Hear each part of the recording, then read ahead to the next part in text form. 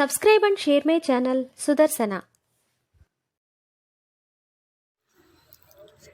నమస్కారం. శ్రీమద్ భగవద్గీత 13వ అధ్యాయము క్షేత్రజ్ఞ విభాగ యోగము నుండి శ్లోకములను నేర్చుకుందాం. ఓం శ్రీకృష్ణ పరబ్రహ్మణే నమః. శ్రీ గురుభ్యో నమః. శ్రీమద్ భగవద్గీత 13వ అధ్యాయము క్షేత్రజ్ఞ విభాగ యోగము 26వ శ్లోకము. శ్రీ భగవానువాచ అన్యే త్వేవమజానంతః శ్రుత్వాన్యేభ్య ఉపాసతే తేపి చాతితరంత్యేవ మృత్యుం శృతిపరాయణాః. అన్యే త్వేవ మజానంతః శ్రుత్వాన్యేభ్య ఉపాసతే తేపి చాతి తరంత్యేవ మృత్యుం శృతి పరాయణాః.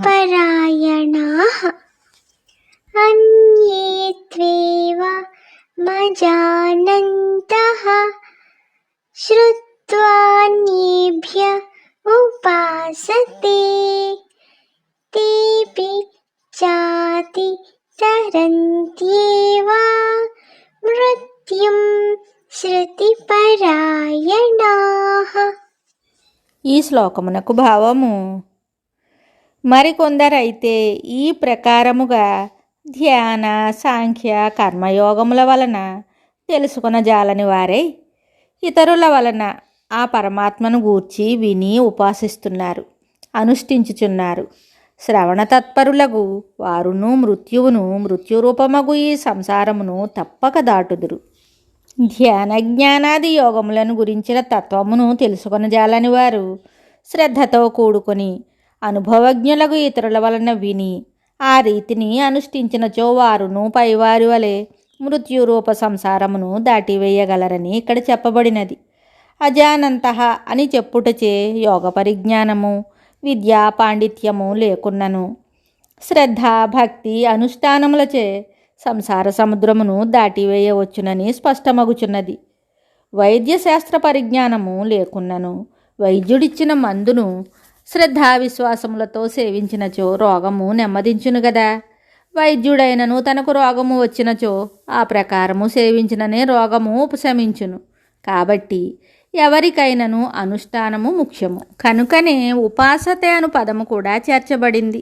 కేవలము విద్య, కేవలము వినుట కూడా చాలదు. ఆ రెండింటిలో అనుష్ఠానము కూడా చేరాలి. అయితే తత్వ పరిజ్ఞానము విద్య లేకుండుట కంటే వానిని కలిగి ఉండుటయే శ్రేష్టము. ఒకవేళ ఏ కారణము చేతనైనా అట్టి విద్య కలిగి ఉండని పక్షమున ఇతరుల వలన దైవధర్మములను పరమార్థ సత్యములను విని అయినను ఆచరించి తరించవచ్చుననియే ఇక్కడ తెలుపబడినది.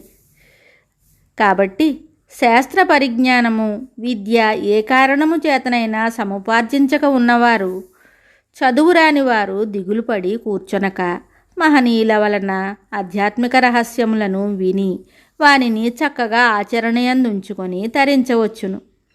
తక్కిన వారి వలె వీరును సంసార దుఃఖమును దాటివేయగలరు.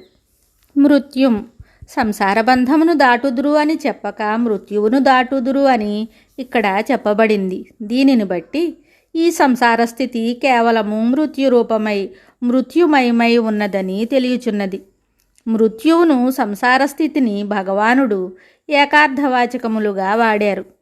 ఈ విషయమును సాధకులు గుర్తెరిగి మృత్యురూపములే అగు ప్రాపంచిక సాంసారిక సుఖములను చూసి మురిసిపోక మరణరహిత పరమాత్మతో ఐక్యమగుటకే యత్నించవలెను. శుభం. శ్రీమద్ భగవద్గీత తరువాయి భాగంలో మళ్ళీ కలుద్దాం. నమస్కారం. Subscribe and share my channel Sudarshana.